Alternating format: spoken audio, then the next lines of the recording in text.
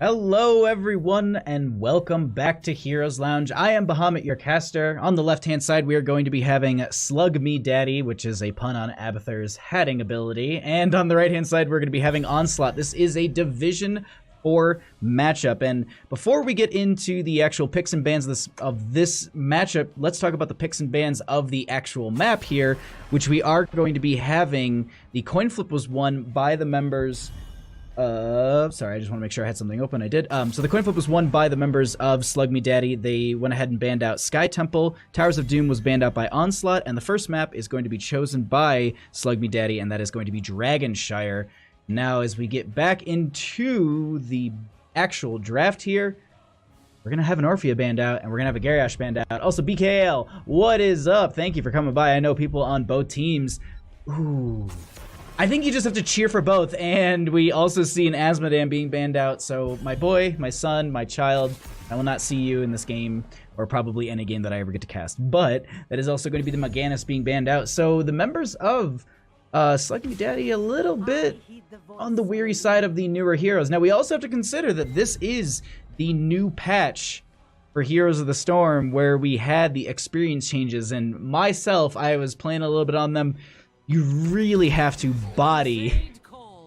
That kind of makes sense. That would be the first pick. But you really have to body if you want to have some sort of big snowball lead. It is doable, but it'd have to be like basically like me versus Master. Like, it's just gonna get bodied in that situation. But we actually have a draft here. We'll talk a little bit more about those map changes and XP changes as we get into the game. But we're on to first pick, and they have a 2-3 here on the side of Onslaught, and that's going to be a Dahaka, so that will be that top lane, but also allowing them to have that burrow and that global pressure. And then Jaina is just a strong hero in between the mid and bottom rotation. She has really great poke, and her burst with the Tyrande stun and the Hunter's Mark can be big. New XP changes, excited to see how it changes the game. I am too. I'm really wondering how our laning matchups are gonna shape up here, because I know, in the past it was, it was experience through objective and also team fighting, and there was laning and soaking, but you could make up for that with major kills and stuff like that. Or,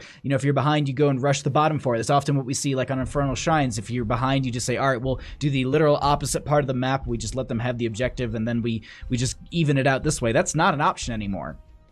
But bans have come through. We are going to be having the Diablo banned out by the members of Slug Me Daddy, and that is going to be the Kerrigan banned out by Onslaught. Might be just a comfort pick that they know.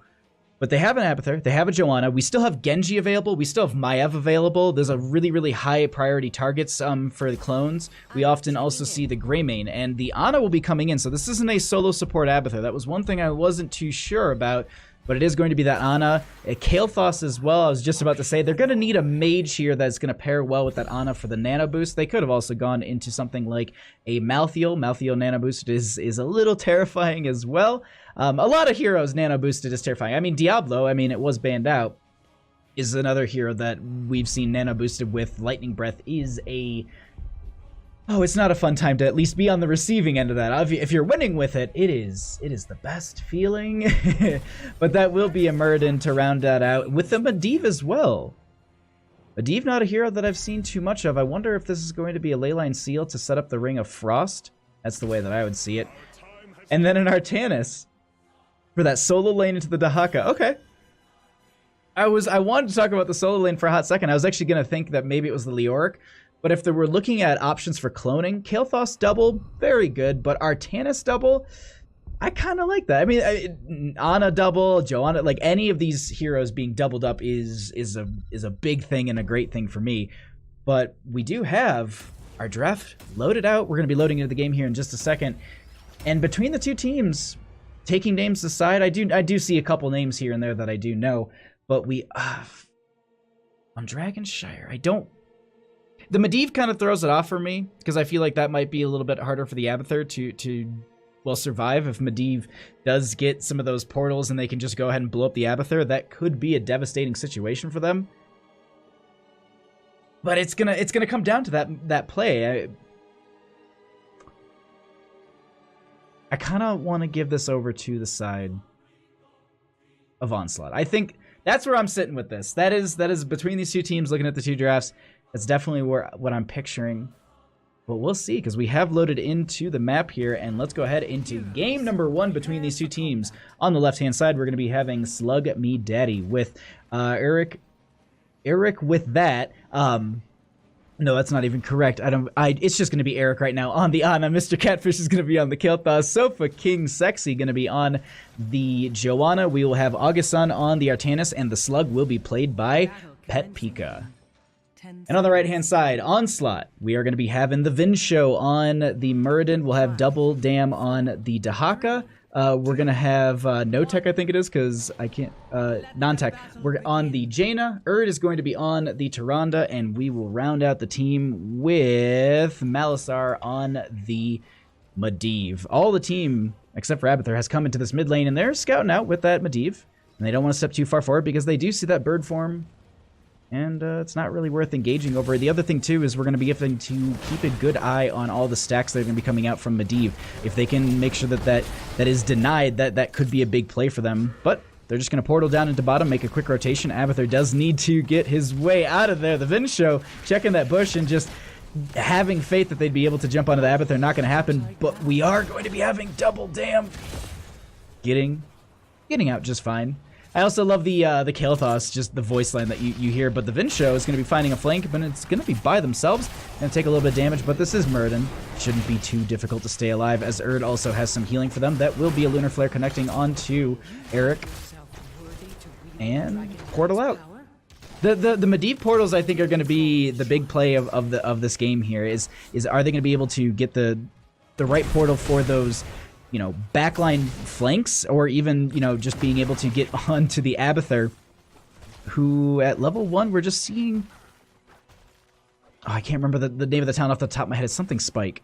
Pressurized Glands. It affects the Spike, but anyways. We just see an equal siege camp picked up. The Vin Show going to be invading here. They could go ahead and go for... No, they're not going to. But that will be bottom lane held over. We are going to be having top lane still... A little bit of a brawl between those two, and the Vin Show able to make it out just fine. And we see that between the two teams, there really isn't a big experience gap forming. We can look at actually some of the numbers here, what they've been, you know, soaking up. Minions have been the big factor. That's slowly what is actually going to be separating the two teams. Actually, that's the only thing separating the two teams in experience at this time is purely just minion soak. And they do have this portal to get out just fine.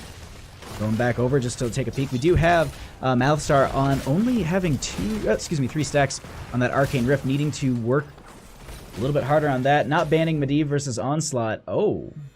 Do you know something that we don't? Because... Please share. No, it's we're just gonna have to be going right back into just some team fighting and soaking through Abathur in the mid lane. Jaina also going to be going ahead and making sure that they don't miss out on that soak. The Vin Show slowly getting whittled down here. They could potentially get this. The Sleep Dart does go out. They are a little bit low. They will have the Dwarf Toss out, and then will it be enough? They start to chase this. Jaina, low too, able to store. They both get out of there.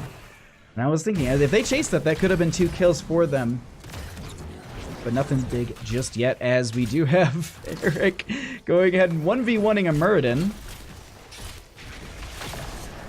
The negative healing actually is pretty big, and with the Abathur hat, they make it out just alive.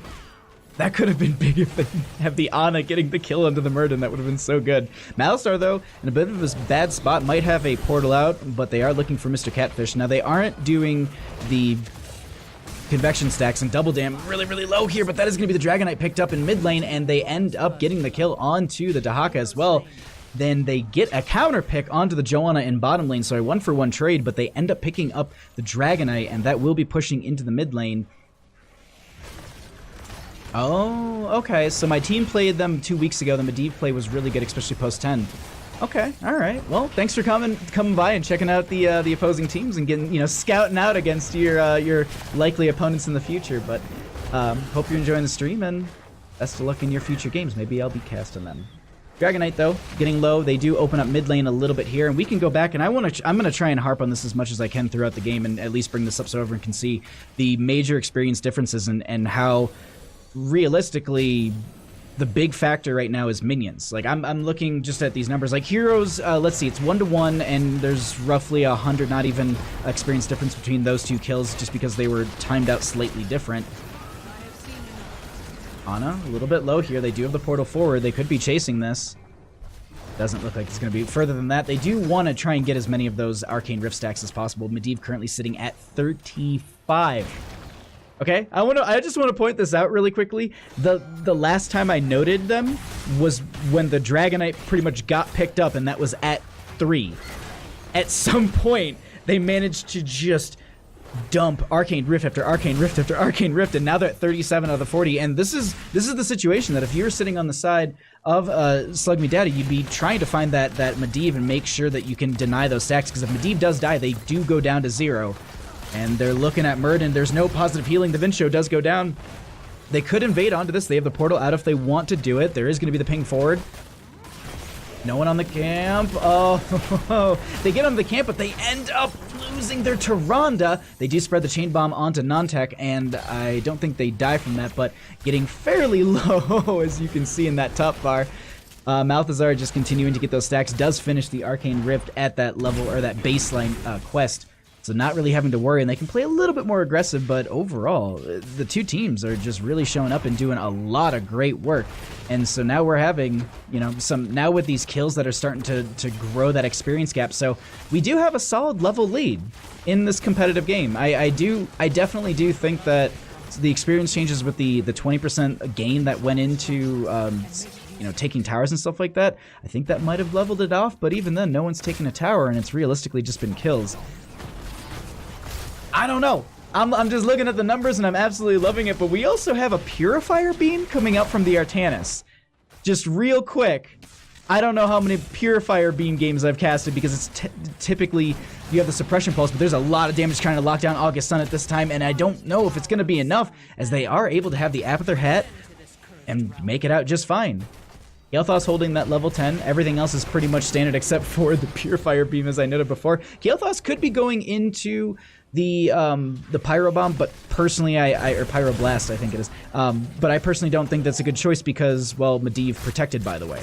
There's so many ways to just deny that. Like, Dahaka's really not an option. Once Jaina finishes her baseline quest, she's not an option, but she's only sitting at 1,900 rounding up out of the 15,000 necessary, so she's got a ways to go.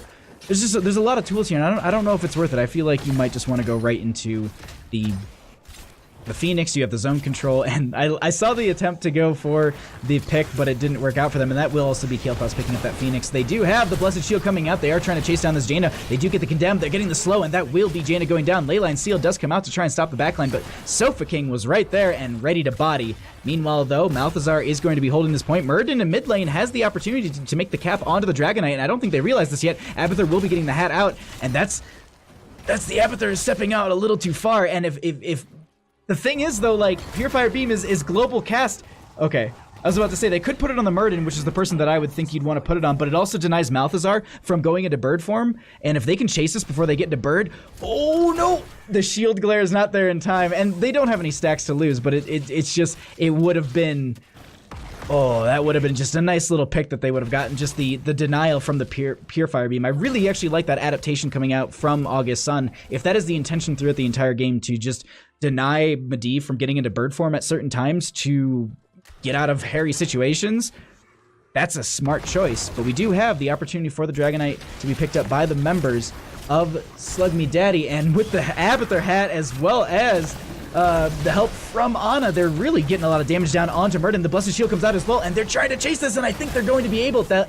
That is going to be Murden going down. They do have the channel available on the side of Onslaught, but there isn't really anyone to pick it up, and we are going to be having a level and a half-ish gap between these two teams, and I'm just going to keep pulling up the XP differences so at least everyone can see all these numbers, because it's big to just continually note this. They also do have a pick going up onto Double Dam in this top lane. There is the portal potentially get them out, and that will help them. Eric trying to chase this. They do get the stun into the Johanna. Unstoppables there. They just use that Iron Skin. They do have the Condemned. The Sleep Dart does go out. They're trying to get the Sentinel to slow them down, and that is Dahaka being chased, and now that the Vincho is back, they try and engage onto this, but I don't think that they have the fight for that. There's just everywhere, there's just skirmishes breaking out. There's going to be the one in top lane as well. We do have Malthazar getting Purified Beamed. That takes them down. That is also going to be the Phoenix coming out to zone a couple members away here. The Vincho is the target. They still have the Phoenix dealing damage. They have the bomb as well, but it looks like that is Eric coming around the corner, and that is going to be another kill. This is an absolute bloodbath. I keep looking over at my water. I'm just like, please, let me just take a sip of water, teams. And I think this is the opportunity where I can actually take one. Whew. The other thing to note in this entire match that I haven't pointed out is that there is the catapult pressure that is going to be able to mount once you get a fort. And you can see that right now that bottom lane has got pushed out. Abathur is doing a really good job of making sure that that stays pushed out, but the catapult will always win the lane. And you also have the Abathur hat on top of that. That lane's going to push out extremely fast. I do also like the way they've split this. They've left Artanis in top lane. That will be a lot more passive soak for the friendly team, as they are able to potentially take down that fort. But then they also have this bottom lane push with 3 members, one of those being the Dragonite. And there is a nice defense coming out on this, but Nantek taking a lot of damage is going to have to back off the Vinsho. Does get the protected status, but I don't know if it's going to be enough, as the Dragonite gets the field goal kick, kills the Muradin. They move over to the keep, and now they want to have even more pressure coming through, because once they take the keep down, it's consistent catapult pressure rather than every 3rd lane. Sleep Dart does go out into Medivh. Not going to really do anything. They just want to focus down this keep. Catapult. Yeah, there it is. Consistent catapults. I actually like that they have the little verbiage that pops up too. That's really, really nice to be able to see that. I do like the ping to try and maybe guide them over here, but the Lunar Flare denies a lot of it. I think they were also potentially timing out too. But 9-1 in kills, 15-13. So if anyone ever had a second where they were just like, oh no, like there's no such thing as snowballs or anything like that, this is, I mean, there's your experience breakdown just to show you. I mean, it is possible to run away with the game. Denying kills, I mean, you can see that there is roughly a 5,100 difference between the 2 teams in experience just through the heroic deaths.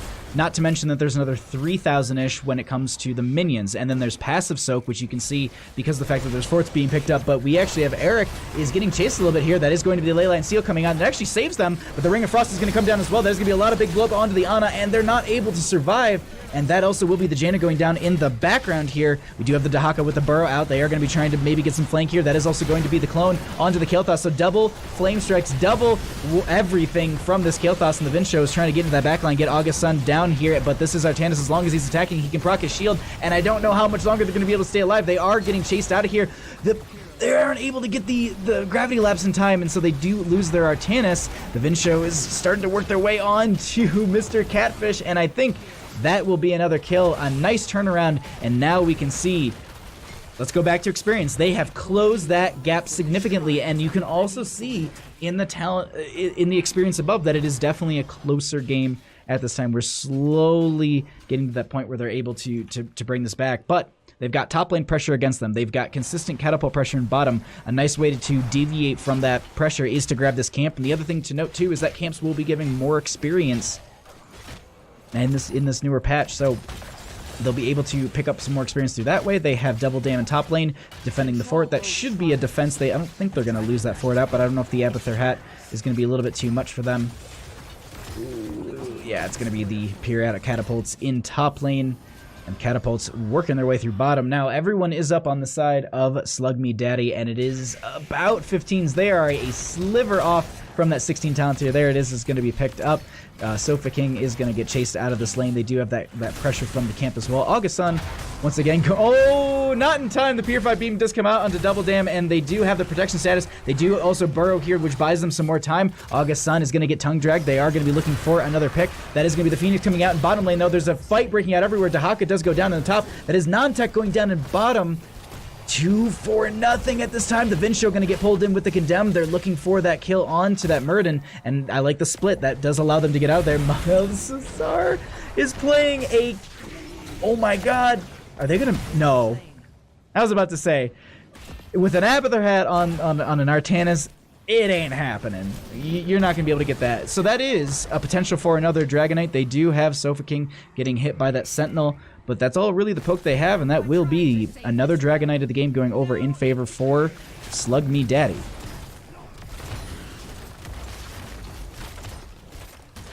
They move into the mid lane. They want to have periodic catapults in this lane as well, and they'll also be gaining some passive experience through that.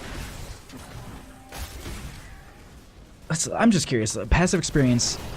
We can see there's definitely a gap that's formed between that as well. Taking towers and getting that experience buff, that 20%, that's big for a team, and it's really shown here. And the other thing too is the structure experience is very minimal, but we do have another little bit of a skirmish breaking out here. They are trying to save their mid lane keep, but I don't think this is going to be something they can do. They do need to take a fight though now, sooner than later, because once that Storm talent tier hits, they're going to be really pressuring into that. Erd is getting chased here potentially. The sleep dart connects onto 2. Malthazar at a bit of a bad spot. A nice ley line seal. A huge ring of frost. They end up getting a lot of members rooted here.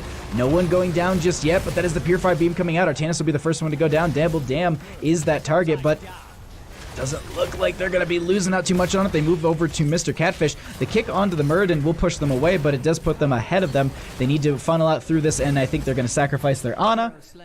Meanwhile, the Vin Show is still chasing this. They're going to be having the Stormbolt. The Blessed Shield comes out just to slow them down. Sofa King saying, I will do my best to keep you alive. And now Mr. Catfish is almost through the gate. And the chase. Just put some Benny Hill music behind that, because that was a chase all the way from the core. And now they're actually fighting out through this. That will be the Phoenix coming out as well. But no one else going down. A really, really good play from both these teams here, but catapult pressure in mid, catapult pressure in bottom. Abathur consistently hatting and pushing up the lanes. You can see in top lane that Abathur's getting that pressed up into the keep front gate. It isn't going to be yielding the biggest lane advantage, because the fact that top lane isn't... It's the death lane. Like, not a lot of teams really like to push through that. What are these builds? Zero synergy? Hey. It seems to be working. But what's up? How's it going, Hazarino? Or no, that's not even how you say your name. I'm just glancing at names and going back to casting. But how's it going, Haze? Thank you for coming by. We do, though, have consistent push in bottom. They could maybe look to pressure this out a little bit more, since there is the camp. Medivh is scouting that out in bird form, but they don't want to drop down at all. I also love that we have the reset for the Purifier Beam for Artanis. The very much more wind talent, if you will. The target purified. Oh, jeez. The slow on it is actually really, really good. I hate being the one who has to deal with that slow, because if you are, for example, Medivh and you get targeted by that, you really can't dodge it the way that they were dodging it before. But they have Abathur. I'm looking at minimap. They have Abathur to kind of deal with top lane. You can actually see them slugging their way out, and they're going to go ahead and sit onto the point as well. They can double back with one person, send someone.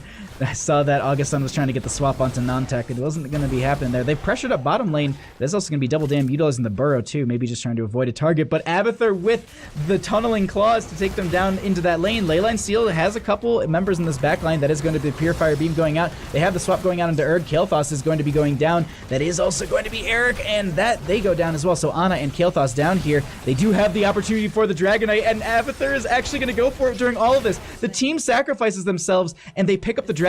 The question is, do they run it through mid? They've got all of their structures up. They can play this super, super aggressive or risky, I guess. And I also like the there's going to be the indestructible on the Joanna, which denies them. Wait, what? Okay. I mean, they can burn down Dragonite, so you might as well, but at the same time, it's just it's not a good idea. That is the portal forward, though. I don't know. Is Abathur about to get out of here? I don't think Abathur makes it out. Oh, this is gonna be a poor Slug moment. Because I don't know. Wait, the Vin Show's going for it. Double Dam's there as well. Portal forward. He tries to burrow. Stuns there. Yeah, that's a feel bad moment.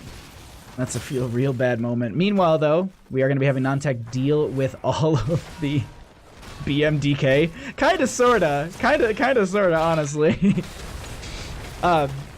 We do have the mid lane and bottom lane being cleaned out by non-tech, and the Vin Show and members are just going to go ahead and push up top lane. They do have the portal forward. Leyline Seal to connect onto a couple, but they don't have any sort of chase with this. They actually just utilize it as a disengage, and now we're going to be having that on a pretty long cooldown. They had the Ring of Frost and everything up, and that's why I was confused as to why the rest of the team didn't step up, because if they would have came up as well, they would have definitely had a ring underneath all that, a Lunar Flare.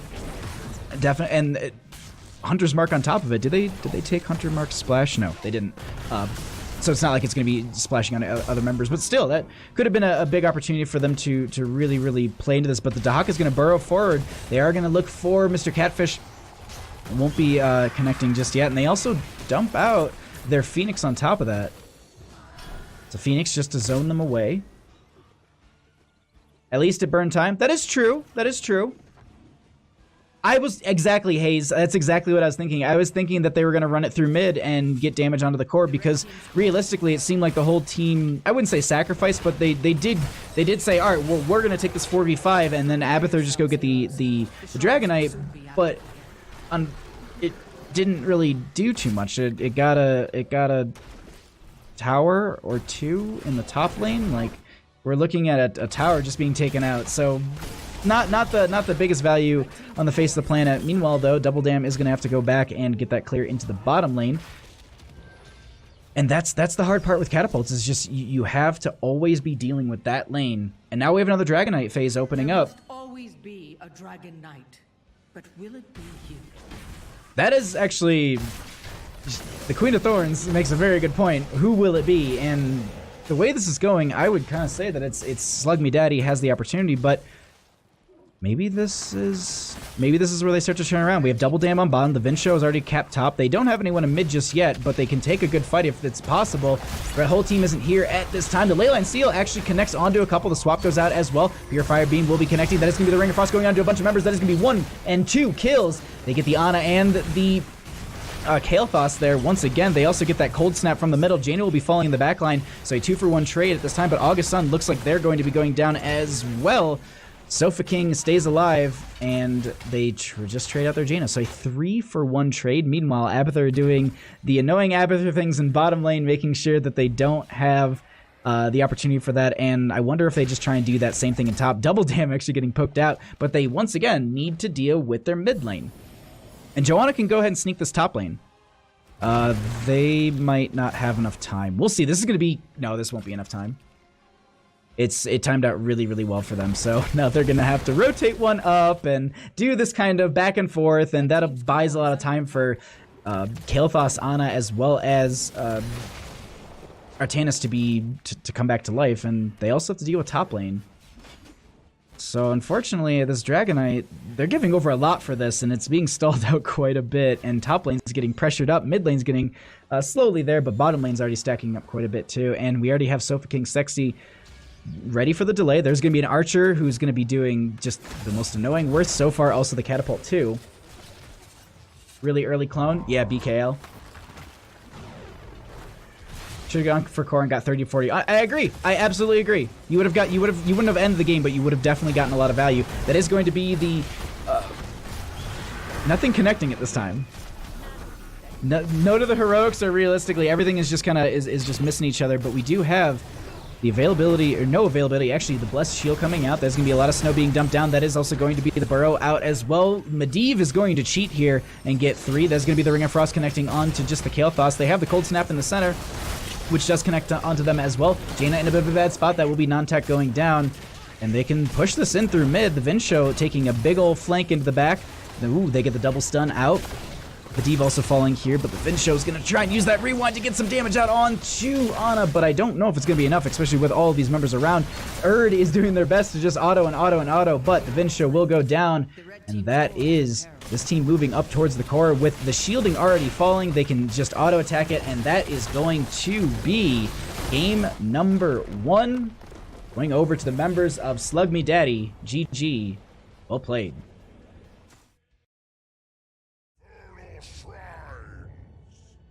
That is going to be our second map of the evening. And for anyone that might have missed it, we'll go ahead and just pull it over to our handy-dandy little cheater.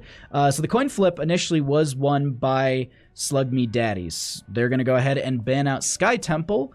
Towers of Doom was banned out by Onslaught. Dragonshire was the first map picked by Slug Me Daddy and won by Slug Me Daddy.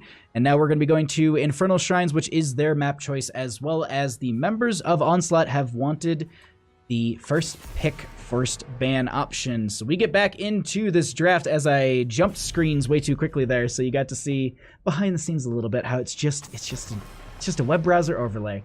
But that will be the Mal'Ganis being banned out, as well as the Medivh. Do we have an Azmodan being banned out? Yes. The Azmodan is going to be banned out, and I am a sad, sad boy. Well, have fun. Hope it's epic. I'm outie. Well, thanks for coming by. I appreciate that, Superior North. Best map? Really? Why do you say it's the best map, Hayes? I mean, it is a great map. I do enjoy casting, and I think there's a lot of good plays here. I don't know. When I'm, at least for myself, when I'm casting, I love a Towers of Doom game. Like that is my jam. If I get to cast Towers of Doom, I'm always a happy boy. But we go ahead. We are going to be having Rhonda banned out, Medivh banned out. That's some respect bans, I guess I would say. But then Mal'Ganis is not going to be making it in here. Neither the Azmodan favorite map. Oh, okay. That's fair. Objectively best. Kappa. But that will be a first pick Diablo coming out from them. But another Slug out from the Slug Me Daddies. And how can you blame them? I mean, that'd be like me playing on a team named the Azmodanites or something like that, and we didn't pick Azmodan every game. Infernal Shrines just has enough merc camps, but not too many. I think it's a really, really, really good map. The objective has been tuned to a really good spot too. Like, I mean, look at Infernal Shrines upon release. Woof. Those Punishers were game deciding. Which, I mean, it is very much here too, but it's like, it's one of those things where it's just like, all right, well, we can just body and end with just this one. But let's actually talk about the draft here. We do have an Abathur Arthas, so that could be their solo lane. It's a really interesting play that I've seen a lot of teams do. It's a little bit of a mental game. You pick up the Arthas earlier in your draft, and you say, all right, well, now you have to decide if you're going to be playing your solo lane against Artanis, or if you're going to be playing your main tank against Artanis, and they can be a little bit more adaptable. They've already picked up their main tank, healer, and solo lane on the side of Onslaught, which gives the opportunity for Slug Me Daddy to then just kind of do whatever they want. I will message that person afterwards. They were asking me about Twitch VODs and stuff.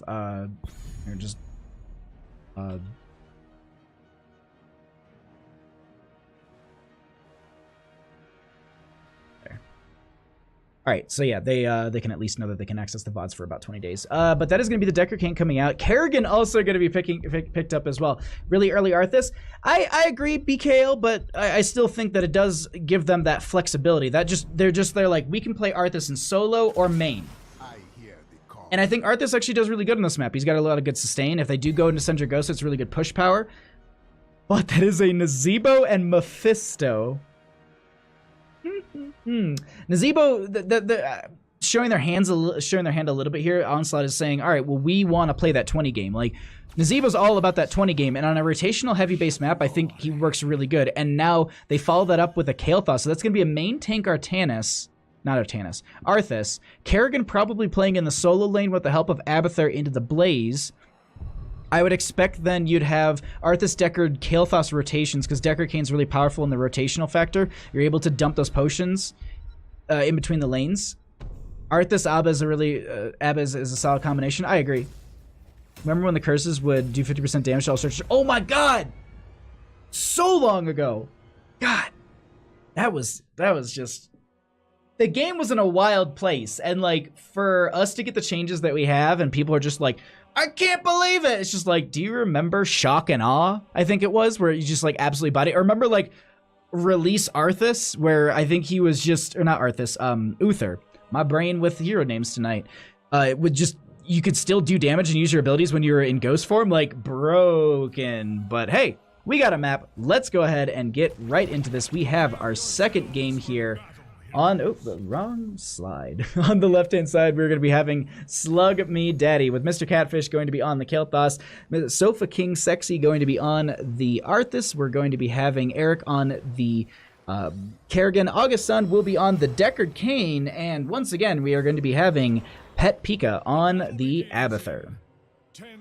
On the right-hand side, down a match, trying to bring us to that game number 3 in this best-of-3 series. We are going to be having Onslaught with Double Dam on the Blaze. Malthazar going to be on the Nazebo. Erd is on the Alexstrasza. Nontech on the Mephisto. And the Vinsho on that Diablo. We go ahead and we move into... So hear me out, Nabisco sponsorship. Please. Snacks for days. It's really good. We are going to be having the Scroll of Sealing coming out from... Excuse me, the Scroll of Identify coming out from the Decker Kane here. Sorry, I was just looking at the Vinsho, who's currently taking a lot of damage for a Diablo this early into the game, and the Sofa King Sexy is pulled away, and Double Dam does get the stun, but they do get the Diablo super early. No souls just yet, and that is going to be an early game kill. That is also going to be a double root going to be going out. They get the... Oh my god, so many members being pulled right back into this, and that is going to be a kill onto the Blaze and a kill onto the Mephisto. My jaw is on my desk at this point because that is a early game, really strong start. We are going to be having Nazebo going into the Toad build, and we'll see if they start to make those rotations as well. Kerrigan will be in that top lane, as we did talk about in draft, and I'm just looking through other level 1 talents. Nothing really out of the ordinary that I'm noticing, especially on a map like this.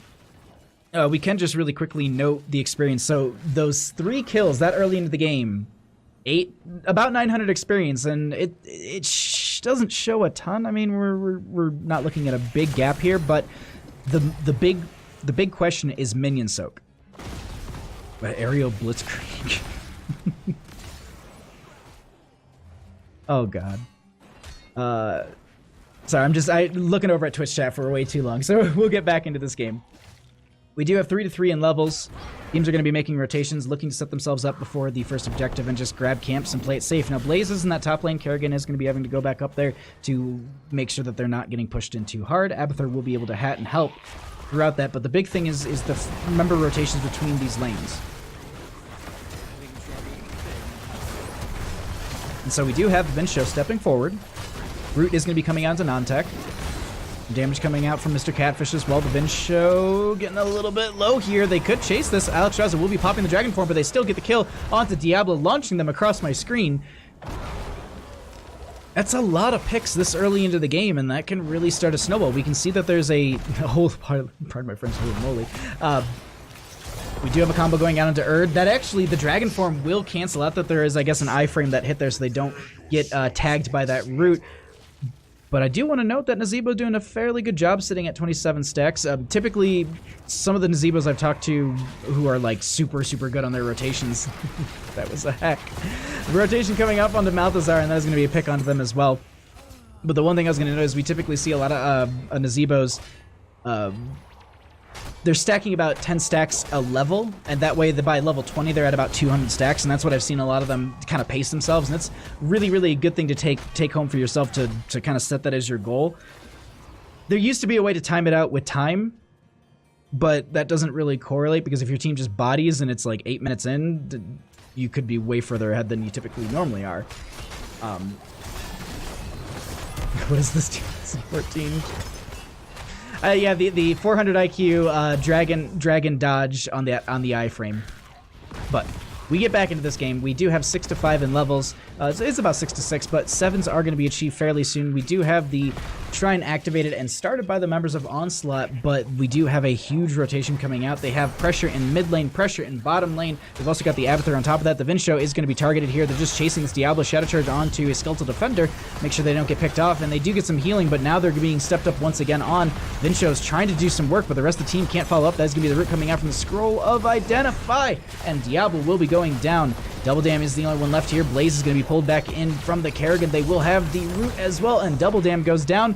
A Blaze flying across my screen, and that is going to be this shrine potentially picked up by the members of Slug Me Daddy, but the death timers are kind of low. They could come back and try and contest this. They are still ahead on the side of Onslaught, but it's the burn is we'll have to see how that works out for them. Blaze and Diablo are back at this time, and it's 7 to 7 just about in levels.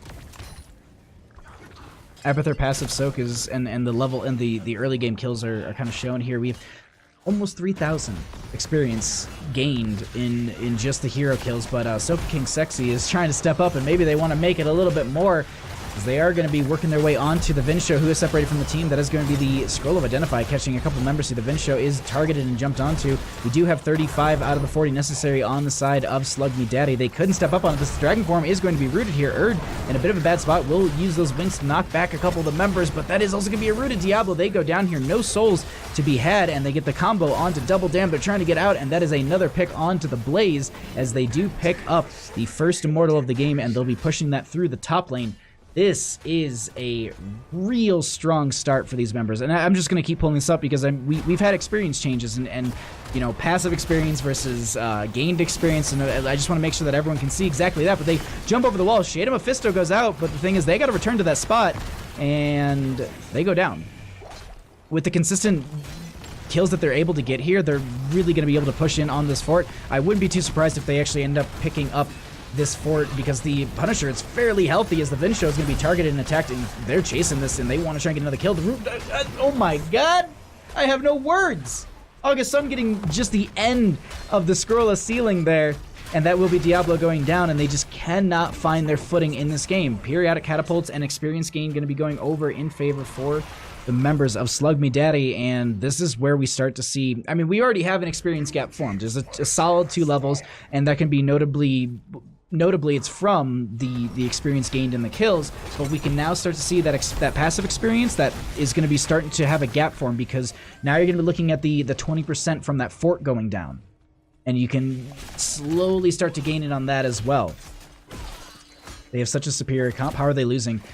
You can have a better composition, but you can absolutely mechanically outplay an enemy team. And in this situation, their targeting and their calls are really, really good. Papa Time, thank you so much for the 50 bits. I will resend that after this game. But we do have Eric and team grabbing some camps. They're going to have bottom camp picked up here. I thought they were going for the right-hand side camp, but I think they're just scouting it out. Malthazar is also going to be rotating around. They don't want to be sitting in that bottom lane. They do need to kind of group up with the team. Those stacks are sitting at 85 out of the 175 necessary, and they still have 11 levels to go. And I did say this, like, I said this in... I like how Twitch chat caught it before I did. I'm so happy about that. Syndragosa. It's a talent that you can see on this map, and it makes complete sense. You get so much value with your siege with Syndragosa. We also have the Pyro Blast. I've been saying this wrong all week. Pyro Blast. I'm starting to nail it down. There we go. Pyro Blast. I keep saying Pyro Bomb because it's a giant bomb and it's made of fire. We do have the slow coming out. No one going to be rooted at this time. They are going to try and get a root out from Sofa King Sexy. That won't connect either, and they're just going to siege in the bottom a little bit. Meanwhile, Nazebo is going to be in that mid, clearing out the lane. Vinsho looking for an angle, but they don't have that Shadow Charge stun into a wall. That's going to be a slow going out. That will be a root going on to a couple members. Lightning Breath will be coming out. The Durance of Hate is going to be connecting. Stay on. Listen will be another thing to slow us down. Syndragosa coming out. Sofa King Sexy is able to stay alive. Pet Pika will be cloning Mr. Catfish, and August Sun is going to get rooted by the Nazebo in the zombie wall. Eric is able to get out of this, and that is going to be the Lifebinder going onto the Vinsho. The Pyro Bomb is not going to be connecting. Excuse me, no, there's just the Flame Strikes on the ground, but Pet Pika is doing as much work as they can. No one going down, and almost every heroic blown except for Bunker. What a fight that we have. Once the 10s hit here, we definitely have a completely different team from Onslaught, and I think that's really the big thing for them. Another notable factor, 103 for stacks on the Nazebo. And I keep harping on that, but once they hit that 20, the Vile Infection at 20 is such a strong buff. No Toads of Hugis on Toad Quest. What is happening? Games are happening. I never want you to see my builds. Please, none of you. But it's, honestly, it's choices at that point. I don't actually know if this is dead. Oh, Dead Rush, okay. It does offer them a little bit more of a...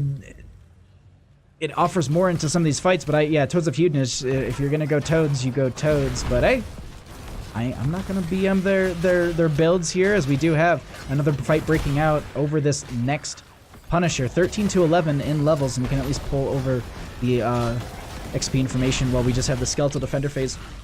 No one diving in, but Double Damn actually gonna get rooted by the friendly Zebo, we have the Durance of Hate going to be coming out and connecting into so many members. Stay and Listen will be there as well, and so many are low here. The Lightning Breath will be coming out as well. That is going to be the Decker Cane falling first in this engagement. We do have the Clone onto the Kerrigan. They're trying to get onto Malthazar, and I think that will be the Nazebo. So 1-for-1 trade at this time. Actually, Alex Jarza went down at some point there that I did not even catch either. And that is going to be Eric going down, I think, as well. The Abathur hat won't be enough. And, Diablo going to be going down.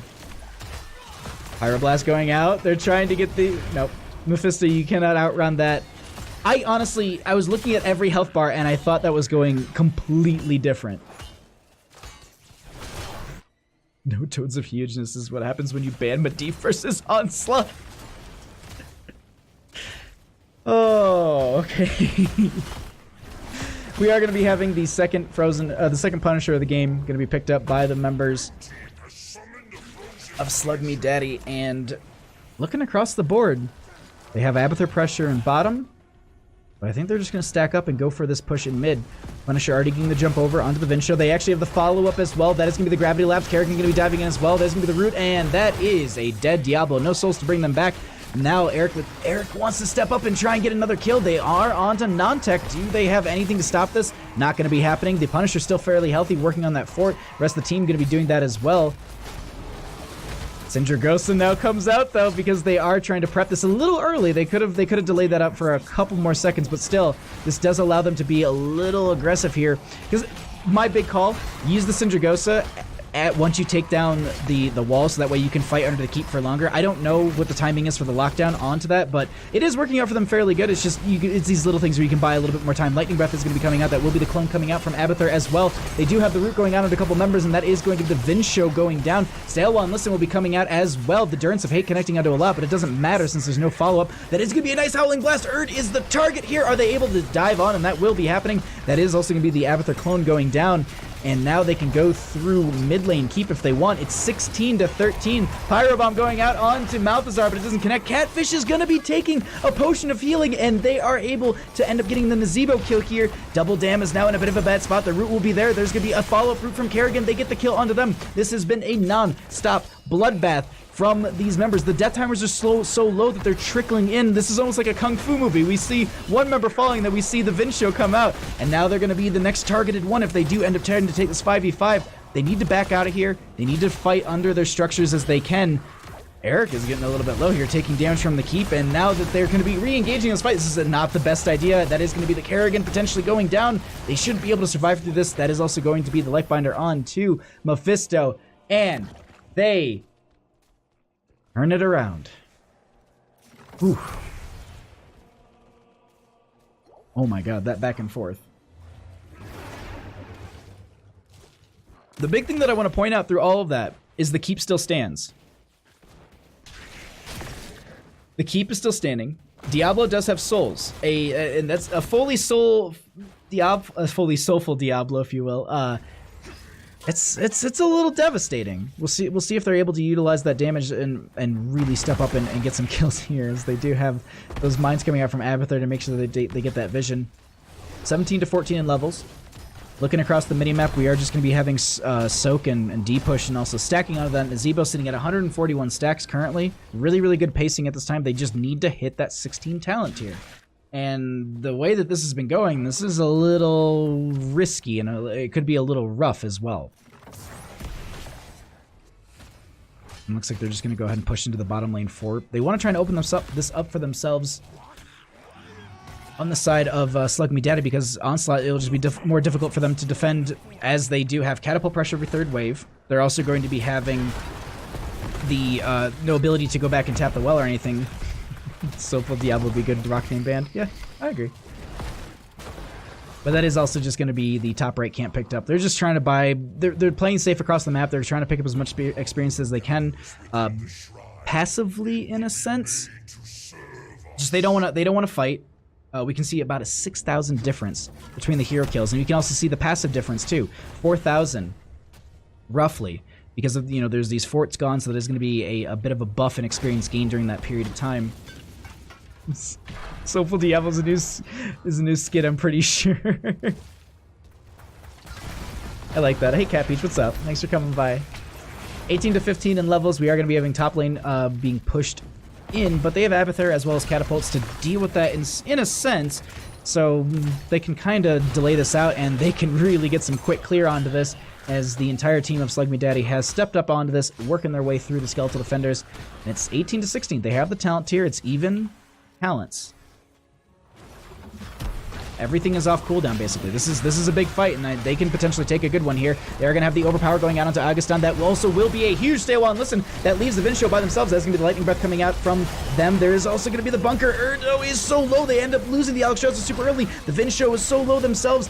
Eric is going to be getting the kill. That Kerrigan is going to get so much value for them. That is also going to be Blaze going down. Nantech is not going to be living through this either. Malthazar does not have an ice block available, it looks like, and they don't chase this, but they take out 4 members. Diablo lost all their souls, and so it's a 2-member defense with a 15-minute Punisher barreling through bottom lane and a half a level away for the enemy team. And they also have Syndragosa to siege with, which I wouldn't be too surprised to see them slap that sword on the ground and summon a big old dragon. There it is. Syndragosa will be coming out. They freeze the structures. They can work their way through. They have the follow-up route actually through the gate onto the Vin Show, which will be a nice way for the Arcane Punisher to get a little bit more value. They take out the 2 towers, and now they can work their way onto this keep. The other thing to note, no keeps have actually fallen this yet in this game. Soulless Diablo, the rock band that ends up showing up because Soulful Diablo is too much money. We do have the Punisher being baited over to the mid lane keep. It doesn't take the bait, and it goes back to bottom lane, gets that last hit, steals the gold and the last hit credit. Now they have a bit of a fight that they need to fight underneath their own core, as we do have Double Dam taking a lot of damage here. That is going to be the Vin Show, the first one to go down in this fight. Lifebinder going out, and that will be a lot. But Malthazar in the backline here trying to get some work done. They also have the Hydralisk chasing them, and that is going to be just a big separation between these two teams. They use the ice block, but they just end up coming right out of it. Knockback from Erd here. They do have the dive, and the Punisher's just trying to end the game. We also have the Stalebond Listen coming out. That is going to be the Alexstrasza getting picked off here. Double Dam will be the next one. The Durance of Hate will be another connection. We do have, oh my god, Nantech is going to be targeted here as well. That is going to be the Pyro Bomb picking them up. And with everybody dead and only Diablo coming back to life in 1 or 2 seconds, they move on to the core, and it looks like this is going to be our best of 3 series picked up by Slug Me Daddy. Or, no, well, they're going to turn on to the Vin Show. They want to pad their stats a little bit. The GGs are called out. They go ahead and they hit the core, and that is going to be game number 2 going over to Slug Me Daddy. GG. Well played.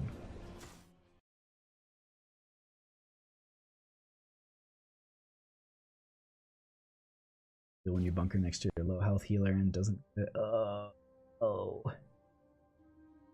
Okay, all right,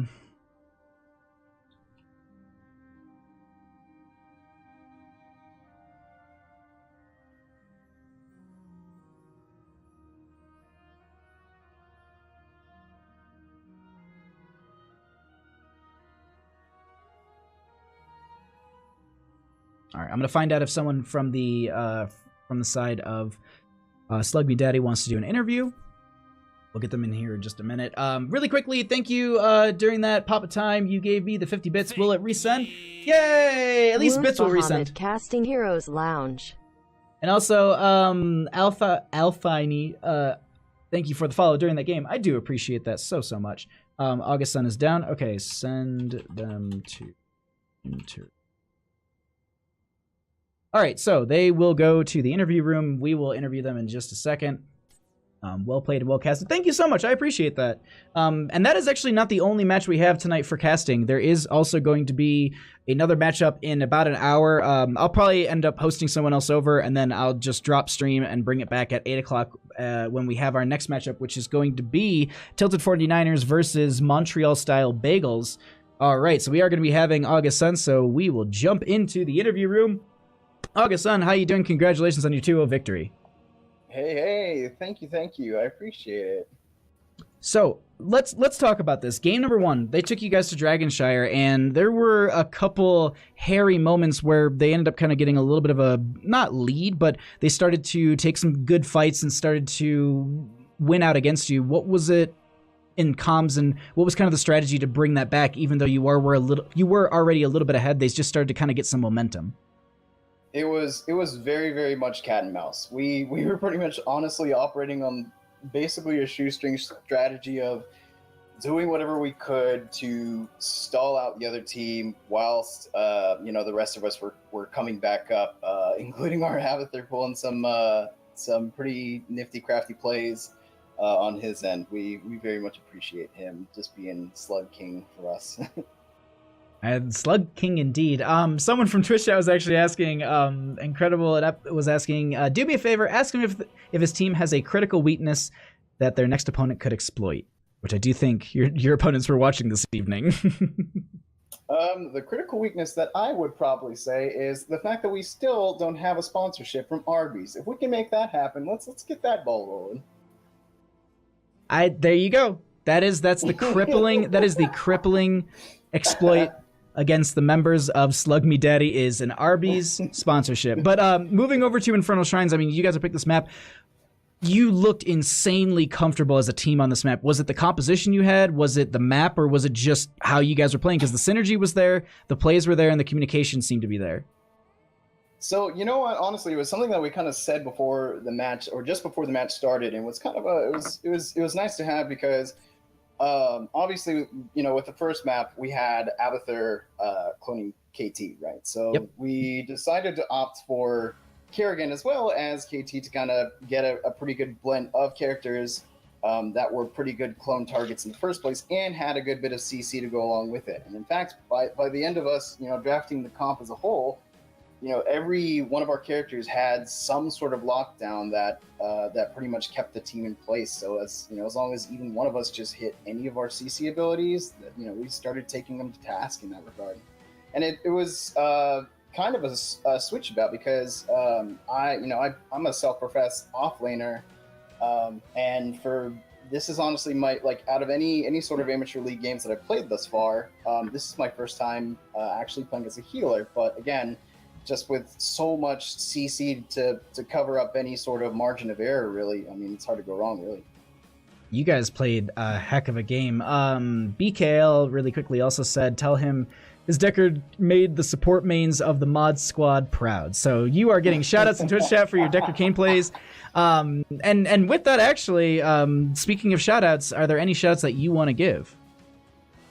You know what? I of course want to give it. I want to give any shout. I want to give a shout out to all the Abathur mains of the world because you all have such a very unique, such a very I guess an unorthodox character, but you make it work in many ways that many people don't really expect. Number one. Number two, I want to give a shout out to the NGS team, obviously. I very much appreciate them and their support, and it's just amateur leagues as a whole.